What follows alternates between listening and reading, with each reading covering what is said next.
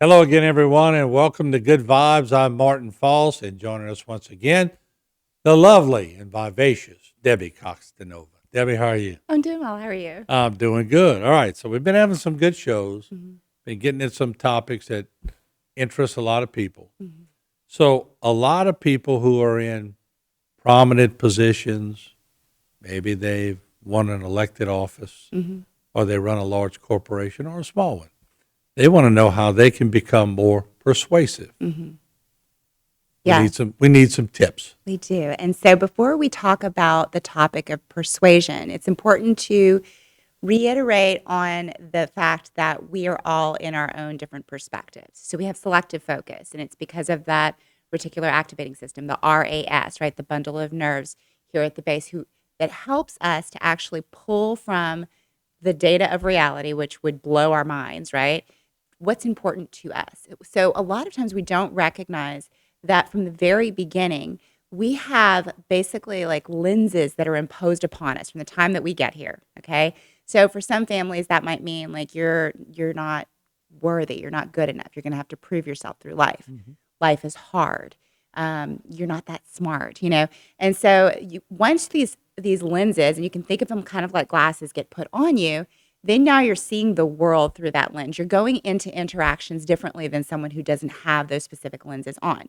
But here's what we don't realize is that our interactions with people result in us being influenced, persuaded, whether we like it or not. So Tony Robbins says that when two people of rapport come into the same space, the person with the highest signal influences the other.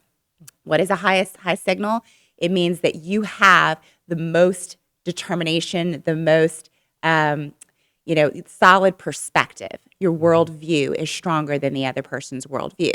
And so you automatically will influence them your way. Now, it's important for you to know that this is happening when you talk to people because it is the dynamic of being human is that we go from one person, one relationship to another, switching out our glasses. Okay. So, what we're talking about really is controlling your own frame. Okay. Your frame on the world. And so you can think of frame as those glasses if you want, or you can think of them as windows on a building, a big building with lots of different windows. Depending on which window you look into, it will look different. You'll see a different room. You'll see a different perspective. Maybe the window will be a little bit cloudier on this side than it is on the other side. All right. It's still the same building, but your perspective on it is different. And so when it comes to influencing other people, we're going to talk about some really powerful strategies. But it's also really important for you to understand how you are being influenced by other people. And especially if another person is trying to influence you in a way that is not for your benefit. Mhm. Really important to be able to take your frame back, control your own frame so that you have dominion over whether or not you get influenced in certain situations. You can evaluate and say, is this something that's going to serve me moving forward? Is it reflective of my values? Do I want to take this frame or not? And if the answer is no, even if they have a high signal, you don't step into their frame. You control your own frame and perhaps maybe and influence them as well. I could tell you how many times over the years I've said, I'm not comfortable with that. Mm-hmm. But I've also noticed, because I've been at public meetings for 40 some years, that the most persuasive one in the group isn't always the one who's the loudest. Correct. Sometimes the one who's sitting there not saying anything Mm-hmm. until right at the end and then talks with a very soft delivery, Yeah. booms the meeting. Very important point to make because having a high signal does not mean you're the loudest in the room. In fact, someone who's really rooted in peace and love and joy has a higher signal than someone who is, for example, angry and shouting. Okay, because that is it's a higher vibration frequency of emotion. It's more rooted. It's more centered. So you have more control. You are able to respond to situations instead of reacting. So it's important if you want to do this with integrity, because we certainly know that there are ways to persuade people that are outside of, they're not ethical, let's just say, Mm-hmm. right? And people use them all the time. It's important to note that if you want to be persuasive in the most ethical way possible, it's important to go into every interaction understanding that your intention in this situation is to come away with a win-win, something that's beneficial for you and also the person that you're talking to. They will feel that, and it will actually go a long way because, as you probably know, when someone goes about unethically persuading other people, they may get what they want in the short term, but then what happens is the person that was influenced against their own will or in a way that did not benefit them will resent that. They'll start talking about it with other people. It will damage the reputation of this person. The person will no longer be able to do business with or have a relationship with that person and perhaps everybody else that they talk to. So in the long run, having an ethical way of persuading people, realizing we are going to persuade each other one way or another, always thinking like, what is for the best benefit of this person here? And if I'm trying to sell something, for example, that they don't actually need, then maybe I need to go and find someone who actually needs it instead of trying to forcibly put it on them using these tips and tricks that we're going to show. But as we talk about it after the break, after we talk about those tips, we'll start to recognize how maybe commercials and certain authority figures might be using these same tactics to get you to be influenced, and then decide. It doesn't always necessarily mean that it's unethical, but decide for yourself with a clear mind, is this something that I actually believe in, want to buy into? Do I want to give my money this way? Do I want to change my life in this way? And that way you can know that you're making a decision that's right for you instead of being influenced by someone else's tactics. Quiet one at a meeting that steps up and gets all the attention because we call them the blowhole. Blowhole sitting at the meeting just cackling away. And all of a sudden it's the one at the end that goes, let me tell you what I think. And everybody goes, yeah, we're voting for you. Yeah, they lean in. And oftentimes it's the person that the quiet one that leans in that has developed over a long period of time a good reputation for wisdom. And so when they speak, it's something that people lean into for, like, what is it? And there's a lot of weight that comes with what they're saying. And that only happens through consistency of integrity in life, right? Speaking authentically from your truth, being honest. It has people stop what they're doing and want to know exactly what you're going to say. And it makes you a person of influence quite naturally without using any tactics whatsoever. And don't, when you talk lower, like if you're in a public setting and you're talking like this a little bit, everybody stops and listens because they really got to listen to what you got to hear you. Sure. Yeah. And but again, only if you have that high signal, right? There are those people who are very insecure and they talk and everyone just keeps talking over them, right?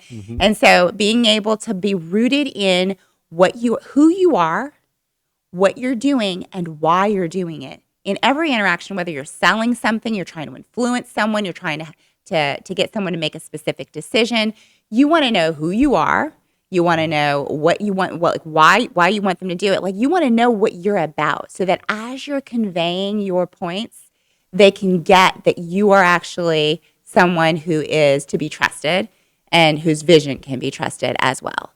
Yeah, so that's a good point, because in sales, for example, and I've learned this doing sales for 40-some years, but if you go in and pressure somebody to sign a contract with you, and at the end of the day, they really weren't comfortable, then the next time that contract comes around, they may not re-sign. Correct. If that deal works for both of you and you make it known, I don't want you to sign this unless you're absolutely comfortable in signing. Yeah. Next time you come around, you've gained their trust. Correct. Exactly. People can feel when they're being manipulated, and sometimes they'll go along with it because, again, you have a higher signal than they do, and they're like, okay, well, I feel the pressure, sign on the dotted line. But then afterward, there's that buyer's remorse. There's the feeling of resentment that rises. There's all this negative stuff that comes on the back end, right? So it's really important not only to be able to identify when you are being sort of moved and manipulated into doing something that you don't want to do, to recognize the signs of that, but also for you to show up in a way that when you're working to persuade someone, that again, you're coming from a place of like, I want this for you. If it's something that you want that will work for you and can work for us mutually in a beneficial way. So there are 7 points of influence, and it comes from a book called Influencer. And I want to get all of the names of the authors here for us. It's Joseph Grenny, Carrie Patterson, David Maxfield, Ron McMillan, and Al Switzerland. So the Influencer, the new science of leading change. So there are 7 points. And again, we're going to talk about what they are, but also like how to recognize when maybe it's a manipulation tactic. The first one is social proof. People love to know what other people are saying about this crib that I'm about to buy, or whether or not I should like this person. And oftentimes people will just assume good things about you if you're surrounded by people that they like. Or if someone that you know likes them too, they say, oh yeah, you can totally trust that guy. All of a sudden the blocks come down and you're more likely to be influenced by that same person. So you can see people using this in testimonials, reviews, case studies, things like that. So recognize that you are more likely to buy if they're showing you, look, Johnny also had this problem and we solved it for him here.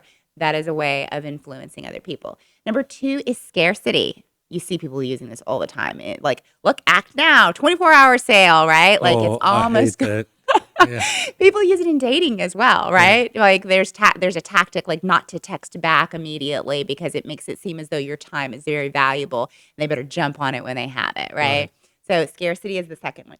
Third is consistency. People don't like acting out of consistency with what they said that they were about before. So if they have said they're a person who, for example, values their health, someone can use, well, you said you value your health. Well, we're selling you a health thing right here. You need to have this in your arsenal. Do you know what I'm saying?